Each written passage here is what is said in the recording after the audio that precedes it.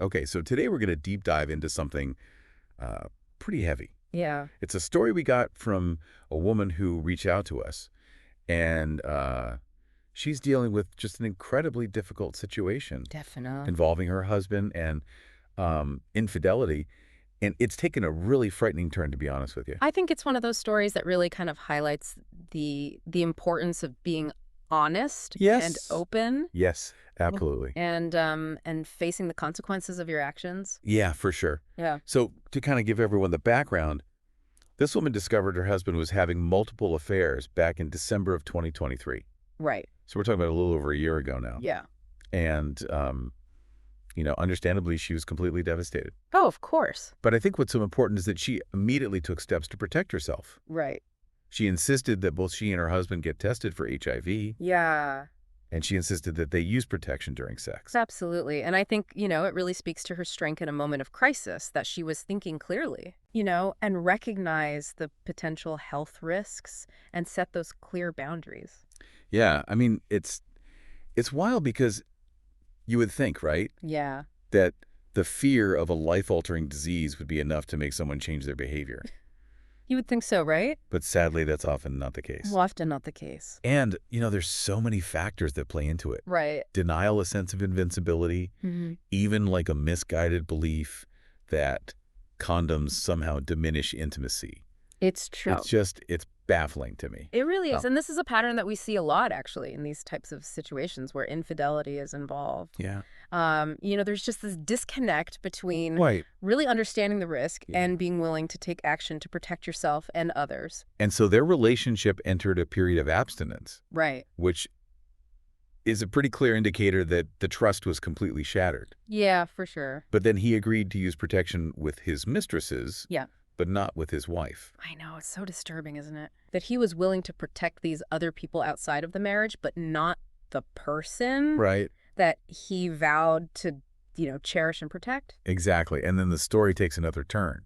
That is One of his mistresses gets pregnant and miscarries. right. And sadly, she later tested positive for HIV. Yeah. And she urged him to get tested, but he completely ignored her. I think, it shows the ripple effect, Oh, absolutely. of this kind of reckless behavior, For sure. that it's not just, contained to two people in a relationship. Right. It impacts, everyone involved. Right. And so his actions, or I guess his inaction in this case, put his wife at risk. And it seems like, another woman as well. Tragically, yeah. And the wife is obviously terrified at this point and gets retested for HIV. Right. Is still negative, thankfully. Right. But it's at that point that she makes the incredibly difficult decision to stop having unprotected sex with her husband. Mm-hmm. She just couldn't trust him with her health, Right. her life. It's the most responsible choice that she could make, given the circumstances. Yes. Absolutely. She had to take control of her own well-being Yeah. and just refuse to be a passive participant Right. in this very dangerous situation. And then Yeah. if that wasn't enough, Yeah. she finds a text message that reveals that the woman who likely infected her husband Mm-hmm. had actually pleaded with him to use protection, which he refused. Oh, it's awful. It's another layer of betrayal Yeah. on top of everything else. It wasn't just like a lapse in judgment. It Yeah. was a very conscious decision on his part to disregard someone else's health and well-being. Yes, and it's a pattern Yeah. that's emerging. Exactly. That's concerning. Right. So now we're hearing that the husband is depressed, drinking heavily, crying, becoming incoherent. Right. It's a picture of a man facing the consequences Yeah. of his action. Absolutely. But it doesn't erase the pain that he's inflicted. No, it doesn't. And that brings us to, I think, the heart of the matter here. The woman wants to leave the marriage, but she's wrestling with what is the right thing to do. Right. How do you even begin to untangle something this complex? It's so tough because she's facing such an incredibly difficult decision. Yeah. I mean, you've got the betrayal, the risk to her own health, the emotional turmoil, and Yeah. then, potentially the impact on any children Right. that might be involved. If there are any. Right, exactly. So there's no easy answer. No. There's no one-size-fits-all solution. Definitely not.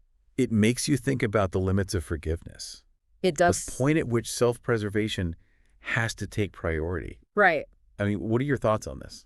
Well, I think this situation just brings up so many questions about personal responsibility Hmm. and boundaries and relationships. Yeah. And, like we've said, there's no magic formula for navigating this kind of pain. Right.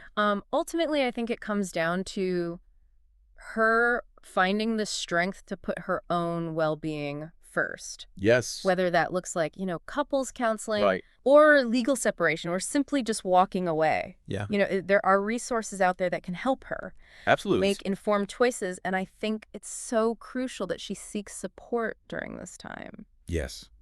It's so important. because she's not alone. Not at all. Mm. It's a powerful reminder that even in the middle of chaos, we have the right, even the responsibility to protect ourselves. So to our listener who shared this heartbreaking story, Yeah. and to anyone else out there facing similar struggles, Mm-hmm. remember your health, your safety, your emotional well-being. Right. These are non-negotiable. Absolutely. Seek support, find your strength, and know that you are not alone. You are not alone. Yeah.